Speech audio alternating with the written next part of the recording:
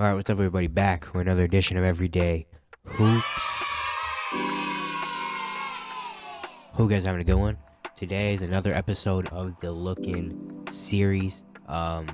If you haven't watched any of the first few episodes, go watch them. We did them about the Pistons, the Spurs, the Rockets, the Hornets, the Trailblazers, the Orlando Magic. And today's episode is about the Washington Wizards, or, to my opinion, the most average team in the NBA.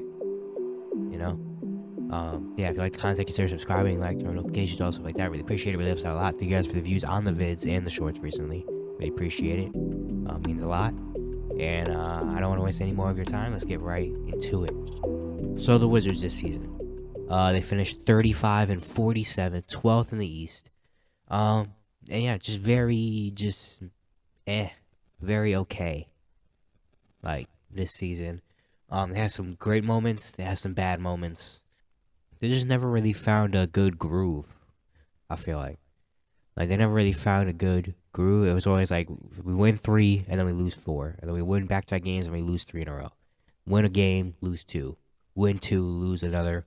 It's like they always had these little streaks. They never could fully just be just like on one side. They weren't always winning or always losing. They're always just kind of going back and forth in between, depending on the week. They finished 35-47, especially a pretty tough finish for the year because they look like after All-Star break, they look like a guaranteed play-in team with the roster and talent they had and the way they've been playing. They've been kind of picking it up. And then the second half of the year, they just crumbled, man, and fell down all the way to 12, which really sucks for them. But that's what happened. Bradley Beal this season didn't look like the same Bradley Beal that we're used to, where he's putting up 30 a night, but he still had a pretty good, I think, underrated year. He only played in 50 games. He averaged 23 points, 4 rebounds, 5 assists. He shot 50% from the field, 36% from 3, 84% from the free throw line. Wasn't really, putting up big numbers this season, putting up 40 pieces and 50 pieces to keep him in the game. He was just cool at about 25, 28 points and let everyone else get on it, which I think is good for them. Kind of build it more as a team and not just Bradley Beal and everyone else. It's like everybody in it together, which I like.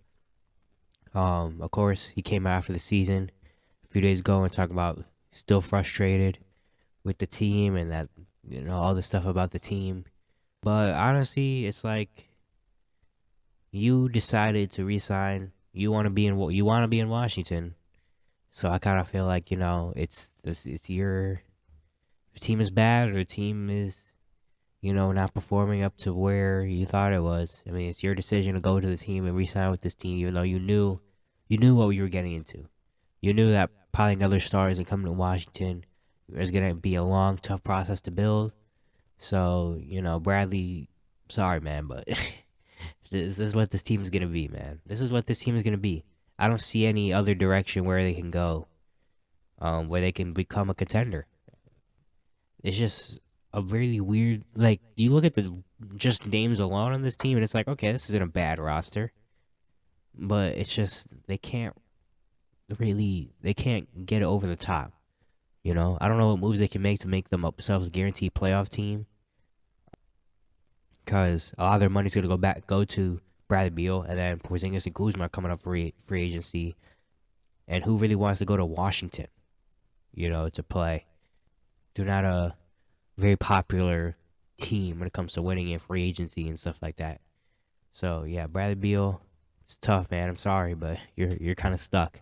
That contract he's got, I don't see anybody trading for him anytime soon for another few years until that contract's like the last 2 years of his deal or something. But right now, I think he's stuck in Washington. But one thing I really loved about the Washington season was Kristaps Porzingis showing up and looking like an all-star again. He averaged 23 points, 8 rebounds, 2 assists, 1.5 blocks, almost a steal per game. He shot 49% from the field, 38% from 3, 85% from the free throw line. He had an amazing season. I feel like kind of went under the radar because, it's the Wizards, so who really cares? But Kristaps Porzingis looked the best he's looked in a long time. He said it last year when he got traded to Washington and started playing well. He was like, I'm on a team that kind of believes in me, lets me do what I want. And in Dallas, he was more of just a spot-up big man that was supposed to block shots and hit threes. Didn't really get any post touches or anything. He was injured a lot. Then he got to Washington. This year, he was pretty healthy, 65 games. That's pretty good for him. and he was allowed to kind of just be himself. Get in the paint, also go out, hit threes, he block shots, get in the paint, get his own buckets when he needed to, and he was really, really, really good. Like if the Wizards were a playoff team, he was going to be an all-star for sure. But yeah, I really like that. And now he's heading into free agency. Maybe he has an option. He has a player option this season, which I'm not going to be surprised if he does decline. And Washington's going to try to offer him a big contract, which honestly I think he's going to take. I think at this point, I think he's going to stay in Washington. Like, I'm not going to be surprised if he resigns on a big deal because I feel like this is like he kind of found his spot where he's like, all right, I feel comfortable here. And I can be myself here. I don't have to be anything else. I can be myself. I can do what I need to do. And I feel like he's just going to stay in Washington. I feel like he should stay in Washington. That's a good spot for him. And then we have Kyle Kuzma, who had another good year as well. He averaged 21 and 7 with 3 assists. He shot 44% from the field, 33% from 3, 73% for the free throw line. He's also going to be a free agent after this season. I'm very interested to see what he does because, the Wizards want him back. They already came out and said, we're giving Porzingis and Kuzma, they want money. They're going to demand money, especially if other teams are going to try to get in on, try to take him away. Kuzma's going to get some offers, especially after getting to Washington. These 2 years he's played in Washington, he's been pretty good.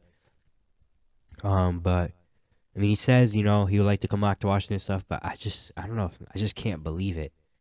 Like, I just don't think he wants to be in Washington. He's a guy that wants to be in a winning team, wants to be in a bigger market. He wants to be,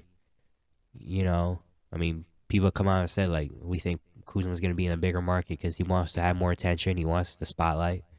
So I think he's leaving, man. Like, I honestly think he's going to leave. And I kind of want him to leave, honestly. I kind of want him to go to another team and see what it's like. I don't know what team, big market. Maybe he goes to New York, the Nets, or the Sixers, maybe. Or, well, I'm trying to think of teams that have money. I don't know if teams that have money are big market teams. And he can benefit from going into free agency because this free agency class isn't floated with stars or anything. So he can get a good contract out of this free agency market. Is it going to be Washington? I'm not sold on it, but we'll see what happens. But if Washington does re-sign him, I understand, and they'll be okay. Then after those three, there's some moments from some young players on this team that have been impressive. Corey Kispert had a solid year, especially near the end of the season. He started to really go off when everyone wasn't playing. He averaged 11 and 2, shot 49% of the field, 42% from 3. This is probably going to be him for the rest of his career, just a good shooter. Hit the 3, get his own a little bit, but more for his 3-point shot. Yeah, he had a good end of the year. Danny Avdija as well surprised me, especially after the Rui Hachimura trade. Danny Avdija started to really show it. The first 2 years, and the first half of this year, I knew Denny has some traits. He has some good defensibility. He can handle the ball, but I didn't really see anything that was like blowing me away or anything that was like, oh, okay, he can be good. I was kind of a little bit disappointed in Denny, but then after the Rui Hachimura trade, more things opened up for him, and he had a good year. The stats don't look crazy. He averaged 9.6 rebounds, 2 assists, shot 43% from the field, 29% from 3. That's still a work in progress, but he has some big games. He was handling the ball. He was looking confident, which is the first time I've seen him confident in a little while. Getting his own bucket, rebounding. He's a really good rebounder for a wing. We know about his defense. He's really good on that end. Yeah, he's got some potential, man. He really does. Still needs to work on the 3-point shot, and some decision making as well. But right now, Denny looks like he's on the up, which is good to see, which is good for Washington because they need it because they don't really have that much things on the up. And another thing that's surprising, Jordan Goodwin. He's an undrafted player out of St. Louis. He played a few games last year at the end of the year with Washington. Started on a 2-way deal, and he had a good year. Worked up, eventually got a standard contract. He played 62 games this year. He averaged 6 points, 3 rebounds, 2 assists. He shot 44% from the field, 32% from 3, 76% at the free throw line. A good 2-way guard. On the offensive end, he can hit the 3 a little bit. He can find others, great for others. But defensively, he's going to compete, really, and he's going to hustle. So he's a very solid get for Washington, just like a steady point guard. Some other guys this year that I liked for Washington. Daniel Gafford. I'm a big fan of Daniel Gafford. He averaged 9, 5 with a block. He shot 73% from the field. this season. He's just a really good big man that's gonna set screens, catch lobs, block shots. Do the dirty work center type of things. DeLon Wright as well was pretty good. He averaged 7, 3, and 4 with almost 2 steals. He shot 47% from the field, 34% from three. Yeah, the thing is with Washington, like I like their individual players that they have are good, but put together as a team, they just didn't look that great. Yeah, and Washington, I don't see any pivots they can make that can get this team a lot better, except for like just coming back next year, hopefully with the roster, hopefully good chemistry and they learn how to play together, and some of their young guys take jumps and they get better that way. But I don't know. I don't see. I mean, they're paying Bradley Beal money. They're gonna pay Porzingis and try to pay Kuzma. And then after that, you just gotta hope you hit on your draft picks and hope that then your young players develop. Speaking of that, Johnny Davis this year didn't have a great rookie season. Wasn't really around a lot. At the end of the year, the last like 3 or 4 games, he showed some potential. Definitely not giving up on him yet.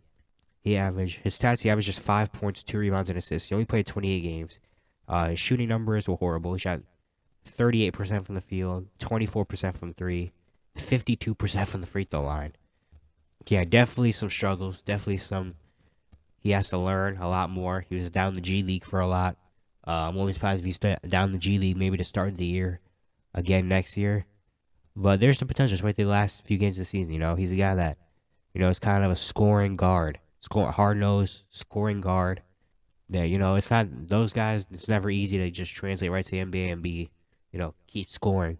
Especially at the level he was Wisconsin, because he's not gonna have the ball a lot in his hands, especially as a rookie. He's gotta earn it.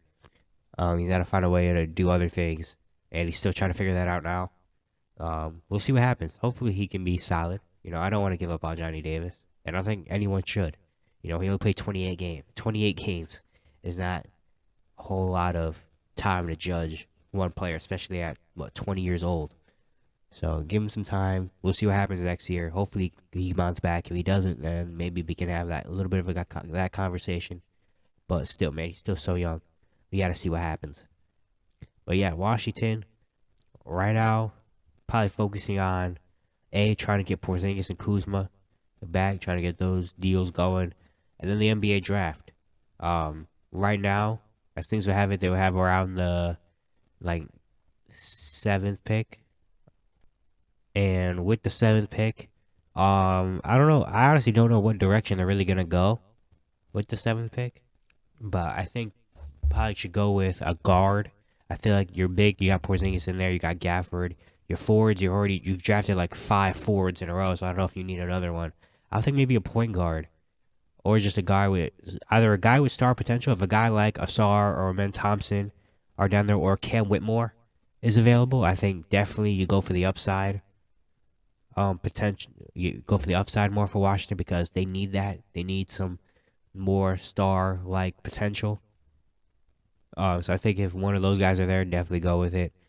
I think Asar Thompson will be very solid. Kind of guy that could play the point a little bit. But I think for Washington, if those guys aren't there, I think a good one would be like Cason Wallace.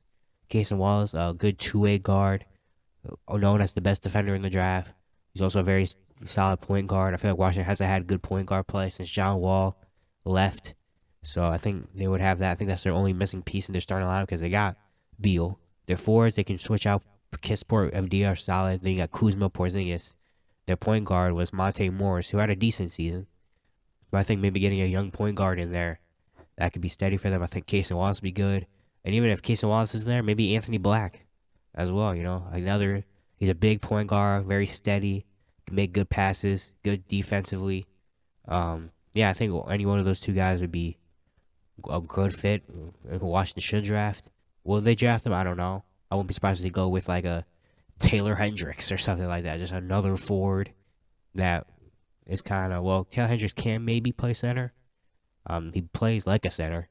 I don't know if he can play center because they're going to have Porzingis out there. But yeah, I think Washington should go for a guard, like a Wallace or Anthony Black type of guy. And then for agency, again, Porzingis and Kuzma.